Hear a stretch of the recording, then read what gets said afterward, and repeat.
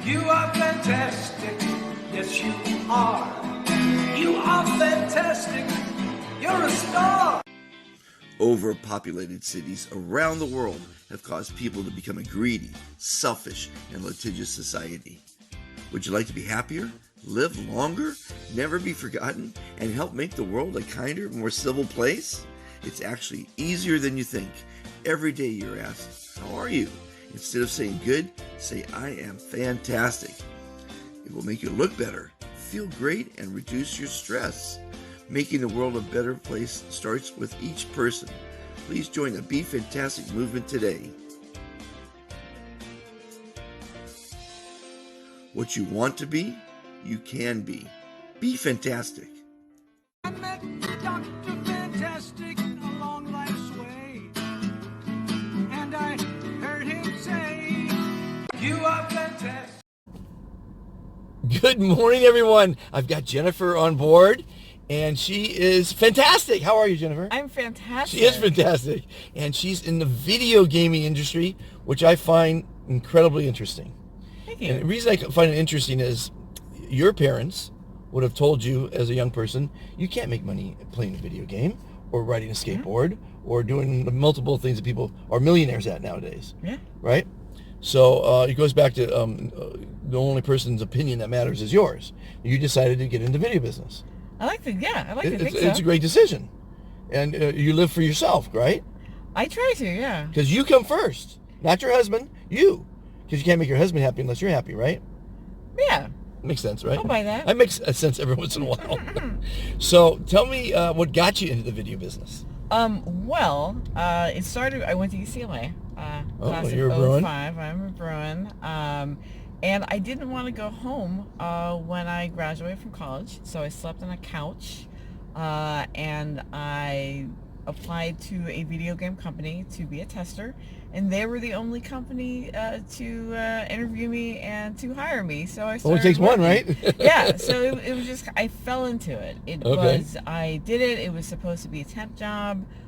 They kept me. It was like, well, I'll be doing this until I can find my real career, Right. And then It's a job. Yeah. First it was a job, yeah. Yeah, and then 15 years later, and I'm in the car with you talking about it. So now tell me what your title was again. That was very interesting, what you do. So I do age ratings and I do cultural compliance. So I make sure that the game gets the correct age rating per region. So somewhat like how movies have age ratings. MPAA, yeah. Video games have age ratings Right. as well. That was, I believe, I want to say Bush or Reagan, but I think it was Bush. But they put age ratings per region, so every region actually has a specific age. And when you say rating. region, you mean countries? Yeah, but it's also territories as well. Okay. So North America has one age rating, but Brazil has their own age rating. Europe has. And you have a age little rating. dictionary that tells you all these things. It's in your head? Yeah, I've been. No, doing come this- on. It has to be written down someplace. It is too, but I've been doing this for A long time. So turkey. years. What's the deal in Turkey? You say something about turkey? You can't Turkey smoking a game or something? Smoking is illegal, actually. So no matter what Smoking the game's rated, you cigarettes? can't- Yeah, you can't have any smoking in a video game in Turkey. Really? Yeah. That is very interesting. Why that would be. Now, is smoking illegal in Turkey itself? No. I can't don't be. know. I only know the In a media. game. Yeah. It's any sort of media. It's illegal. Now, there's a lot of violence in video games. I think most of the biggest popular games probably are killing people, correct? I think it depends on kind of what the genre is, because like Mario Kart's really popular, and that's riding. But What's I the most? do- Okay, I give me do the get- number. Yeah, the no, number I- one game in the world is something about League of Fortunes or League of what? What's the number one video game? You must know that one. Oh, I don't know. Oh, you don't know I it? live in my little world of age ratings, but I do get the point you're trying to get. So Someone's I'm gonna, honking at me because there's a space in front of me. I'm gonna beat you to it. So violence in video games, that's a thing. They've done lots of studies. There's not connected, but that's actually why I love my job. Is part of my job is to make sure that the correct age rating is applied to a game. So I actually work with the development and art teams to change things. Oh. So it is more appropriate for that age rating target. When do they come to you? Because they cost hundreds of millions of dollars to create a game. I've talked to a lot of developers Yeah. from foreign countries in interviews. And so at what point will they come to you and say, is this going to pass? Because they want a rating of some sort, I imagine. Yeah. So because the earlier they get a rating from, like 5 and all, the earlier the more they people talk can watch to it. me, the better. Yeah, that's okay. kind of how it works. I Yeah. try to get to them as quickly as possible. They'll come to me with a game and they're like, "Hey, would this be appropriate for a 12-year-old in Germany?" I'll analyze it, I'll review it, I'll have the documentation. I've also been doing this for a long time. Right. And then I'll give them an honest, no, I think this would be a 16-year-old. I think this would be, yes, a 12-year-old. We need to make these You're a tweaks. very important person. I don't think so. I used to be called the killer of fun. Oh, really? In The killer of fun.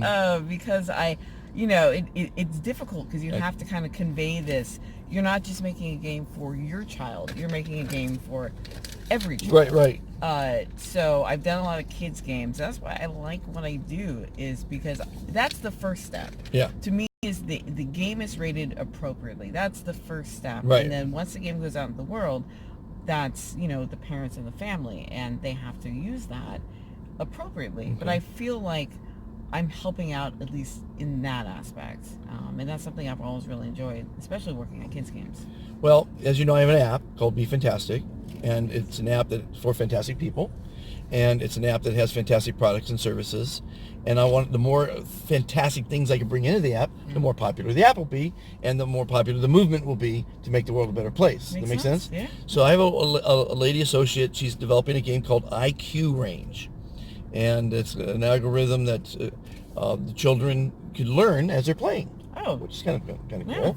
And they can also make money for their family while they're playing, Smart. and they can get college credits from the education from it. It was always my dream to work at Sesame Street. Oh, is that right? Since I was like 3, I wanted to do kids education.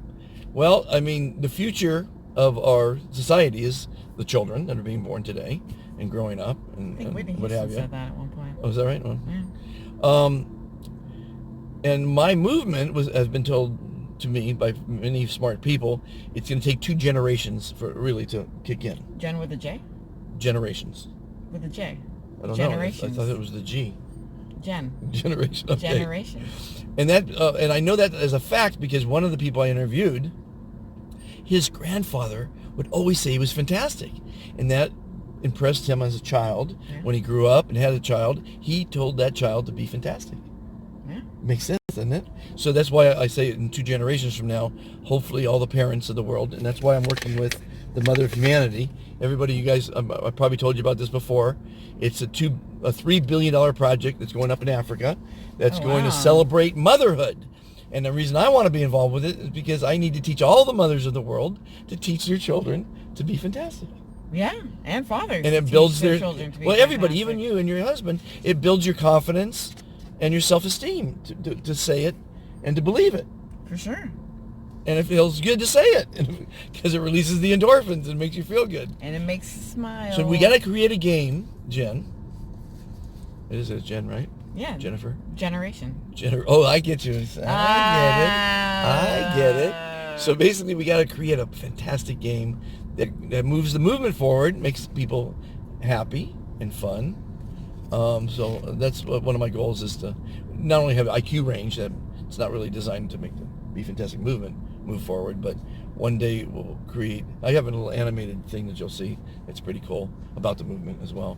Everything I do is geared toward teaching people that there's a better way. There's a kinder way to be in life. Let people in when you drive. Open doors for people. You know, it really doesn't take much, but people will start with it, and then when they don't get thanked, like, I'm not going to let anyone else in. Nobody ever thanks me. Then they'll stop doing it because they're not getting thanked. People, just say thank you. Come on, is it that much to lift your hand when someone lets you in traffic? Or, you know, a lot of times you open the door for people, and you've probably done it yourself. They walk through like you should have opened the door for them. And then, I got to take this. Everybody, I got to go and pause for a minute here. What was your most interesting Uber? We're back, everybody. We got interrupted by someone trying to make me go to work. What was your most interesting Uber ride? Wow, I've had this is up there. I'm gonna be honest. Okay. I had an Uber driver who thought we were soulmates, which was weird. I had a Uber driver. Probably one of my most interesting was an Uber pool, And I was in the car, a Muslim guy was driving, he was an ex-convict. There was a Jewish guy in the back, and then there was a atheist. And we had the most, it was like a joke. Yeah, of course. And What do you call an atheist, a Jew?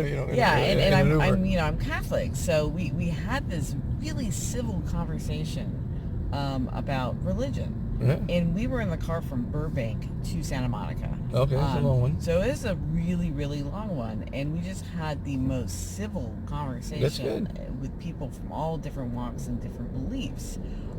So that's up there as one of the most kind of amazing Uber drivers. Sure. I've had so many trips. I don't know how to drive, so Uber is kind of how I get around if I can't hitch a ride with Well, my you're much husband. better off not having a car and not driving. It's not what people crack it up to Seems be. terrible. It's I'm gonna be honest. Well, one is, see, everyone here is upset right now.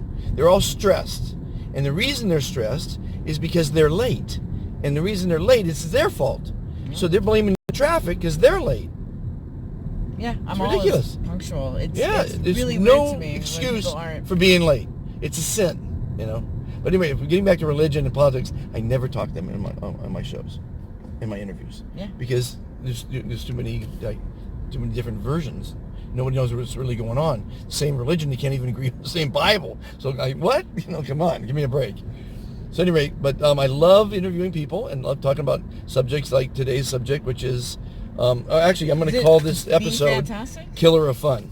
I love the title because I'm interviewing the Killer of Fun because she knocks down video games that aren't appropriate for certain ages, and everyone wants a low rating, right? What's the rating called in your? It's different rating name for every territory, but for here it's ESRB. I'm sorry? ESRB. ESRB? Yeah, that's the North American age rating. And what does that stand for? Electronic Software Rating Board. Oh, ESRB. Yeah. Learned something new today, everybody. And then there is the PEGI is for Europe. Okay. USK is for Germany. Okay. ECB is for Australia. Oh. So each country territory Has they're name. different, and then they have different requirements. Okay, so a game where there's really a lot of blood and guts and they're killing a lot, what kind of rating would that get? I personally have never actually worked on a game that was super bloody. Really? I yeah, thought they all were. I've worked on 30, 40 games, and most of them actually have been for kids. So there must be a lot of people that do your job then, because there's thousands of games getting released every day. I would think so, yeah. I'm one of the, when I've actually established what I do in a couple different companies now. Oh, okay. So it is kind of a new thing that game companies are paying attention to, which Right. is really fun because I like, building this, and I like kind of. Did you go to Comic-Con and all that? And... Well, I am wearing an Avengers jacket, so I am a nerd. But I've gone to the local Comic-Con. I've never gone to the Comic-Con in San Diego because it just seemed too insane. I have gone to E3 though, which is E3 is a big one, yeah. video game. It's a big one. I've gone to Gamescom, which is the big one in Germany. I almost died in a taxi on the way to Gamescom because it was just driving insane. That's fantastic. It was terrible. But Germany though was pretty fantastic. That's the cool thing about working in games is I've got to travel and do things that I never thought I would have a chance to do. Yeah. I drive, as I told you, limos time and again. I didn't know that. And this one limo I drove was a bus, I think 20 people in it, whatever. And they were all, it's a gaming contest. They have these teams that go around. Oh, yeah. And esports. all youngsters having fun, traveling around the world, getting paid a lot of money to team sports. It's amazing. This is amazing. It's just cool. fascinating to me to know that there's this whole, culture of games and gaming. I never played a video game in my life. You know why I love games? Is it teaches you it's okay to fail. Okay. So life doesn't teach you it's okay to fail. You Right. fail in school. Right. You're done. You got an F in your test. You don't get to do that test again, which Right. I don't agree with. But with video games, it's the mentality is that you try to hit a jump. You don't hit that jump. Guess what? You try again. You get to try it again. You get to try again, and it's that it teaches you it's okay to fail. I'm going to That's try very again, nice. It's and like I'm that. going to do it, which I love about games. Because as a philosopher, I tell people, don't be afraid of failure. Because an analogy I use is when you're a little child, you learn how to ride a bike. And you fell down and you scraped your knee up. Mm-hmm. You put a Band-Aid on, you got up and you rode a bike again. Yeah. And you eventually learned how to ride a bike. But you didn't give up. And that's hopefully kind of what I think video games help foster, is that kind of belief. And there is actually a lot of video game philosophers, they're actually called futurists, who try to get that mentality of video games, of, you know, you keep trying and integrating it into Try the till you education succeed system. So instead of failing at a test, you get to take it again. Because my wife likes You to get play to these do little it games where later. you're hitting the bubbles or whatever, and you just keep going different levels. You know, there's Candy Crush, I think, was one of the games she played. there's so many different types of games, but it's that mentality. And you fail of every trying time, again. Yeah. and you try again. You get a little better. You get a little better. You get a little better. So what if life was it's okay to fail. Yeah. Keep trying. So kind of. It's okay to fail. I like that. Yeah. And I think I read this years ago, but there's like a school system, I think in New York, that was trying that video game mentality if they let their kids retake their tests. Or, you know, you were talking about Candy Crush, there's also those like garden games. Well, what if that got you to go to an actual garden? What if you're playing that game and you're gardening, you know, your digital yard, but then you go to an actual garden? Right. And you you water have, it, you actually have a work on little it. experience because you just Yeah. learned how to garden, which is very nice. Exactly. So it's about applying those to Real life. Real life. And Yeah. I think it's fantastic. No, it There's is. the VR games that they're creating, and people who can't get out of bed, Right. who can now put that on and go and see the world. And it's I think people, when they think video games, they think like, oh, video games, but I think there's so many applications for it, and I think it especially really virtual is. reality, because Yeah. especially for the invalid, you know, they can't move. Now they can fly. They can do all kind of fantastic things It's in super. virtual reality. I have all the glasses for that. Oh, neato. That's Yeah. really cool. That's pretty cool. But like my wife, it was a really funny story. My wife, she loved Candy Crush, right? And she was playing it all the time, getting better and better. Finally, I think she accomplished the end result. Yeah. And they said, well, to go even further, it's 99 cents. 99 cents. And she refused to pay it. I go, you love this game, and you know you've been playing it for a year, and I just couldn't understand her mentality. She didn't want to pay 99 cents. I'm one of those people who pay. Yeah. Well, Because I get the hard work that goes into it. I just thought it was and, pretty funny. You know, but that's actually my husband's job. to do what? Is monetization. So he's Oh. the person who puts in that, you know, Element. element of pay 99 cents. Gotcha. That's what he does. That's his. Well, I kind want of to talk to little- him because we got to create something for the fantastic movement, the He's- Be Fantastic game. Despite going to USC, he's a very smart guy. Despite going to USC, well, one son went to UCLA and one went to Texas A&M, so Oh, we're nice. two school, and Pepperdine. So yeah, all kinds of different schools out there. But I tell people that you don't need to go to school. There's a thing called the library and a thing called the internet, and that has more information than any school out there. It's every answer to the world that you ever wanted to know about anything in a millisecond. Yeah, I think people can make their own path. Yeah. And, you know, like, Well, the billionaires I know didn't go to school. My buddy John Paul, he's worth $10 billion, and he didn't go to school. my husband dropped out. So. Yeah. School, it doesn't teach you to be successful. School gives you a piece of paper that most people want to see. Matter of fact, in the old days, I've had many, many, many college degrees, because in those days when I traveled around the world, they didn't have computers. They just had to take my word for it. Back in the dinosaur age. Back in the dinosaur age, exactly. The paper age. Well, what else can we talk about video gaming that we haven't covered yet? Uh-oh. Oh, David, I can get him back to him. Another interruption. Another interrupt. People call me, trying to make me work. It's You're terrible. a popular guy. Well, I have a question for you. So Sure. you said you have 98 professions. I've worked So in 98 different What ones. are these different professions? You talked about being Santa, which I think is like the coolest. That was the coolest thing in the one of the world. most fantastic ones. You are popular. Jason Kelly. So what I should other probably take that one. Hold on. And the phone won't stop ringing. popular dude? So 98 professions. 98 professions. Let's Santa break was it the down. most enjoyable. Well, the most challenging for me is producing. I think I met you when I was 6. What do you mean by that? Oh, because of Santa? Santa, yeah. No, I was only Santa this year. Oh, I wasn't okay. Santa back then. Producing Ray Charles on his 50th birthday. as my first concert was very rewarding.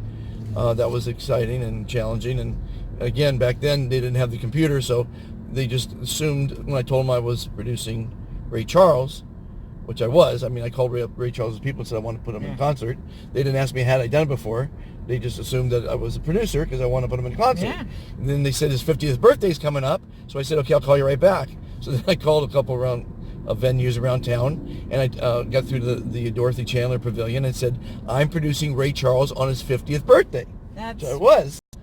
It's a fact, right? I mean, in theory. And they said that we'd love to have him in concert. Come on, who wouldn't, right? Yeah. And that's how I pulled it off. 2 phone calls. And, so I once, I spent a studio day with Ellis Hall, who is the lead singer of Tower of Power, and he was actually really good friends with Stevie Wonder and Ray Charles. Ellis Hall, also blind. Oh. He said that they were trying to make up a group, this was like 15 years ago, called the Three Blind Mice. Oh, love it. And I would have loved to see that, and I just thought that was it's still a good idea.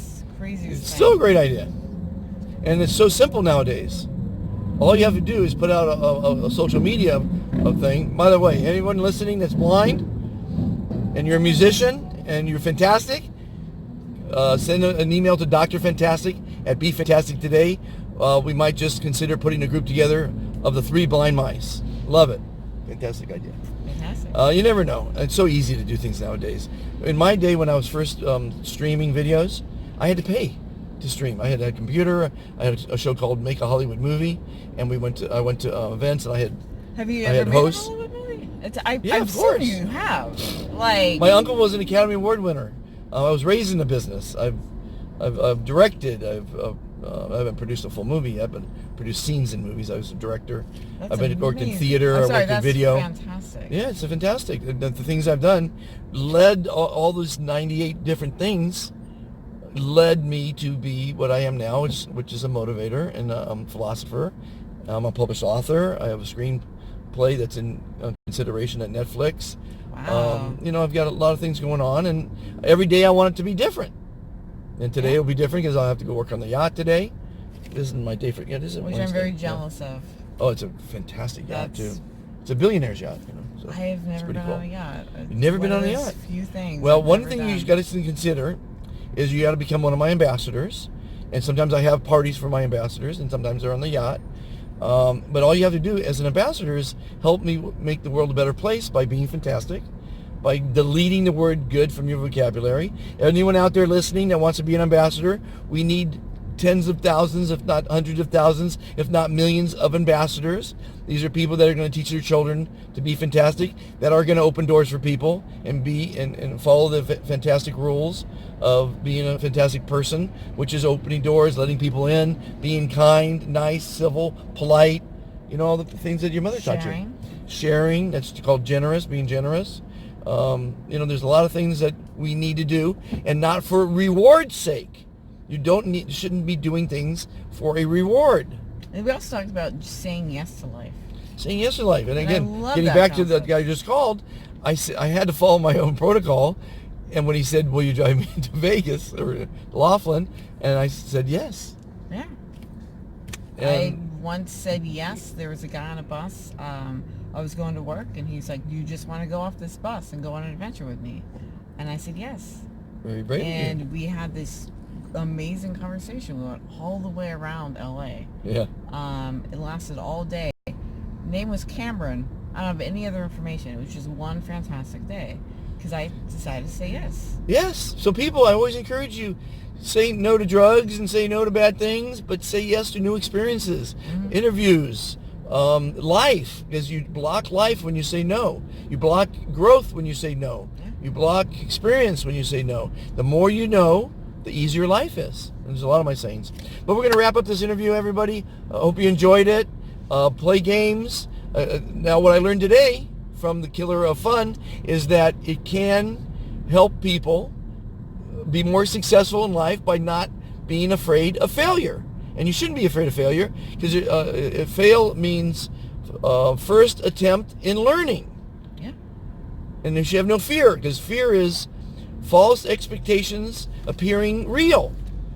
Those are some acronyms you guys want to know about. Anyway, everyone be fantastic. Like, share, subscribe.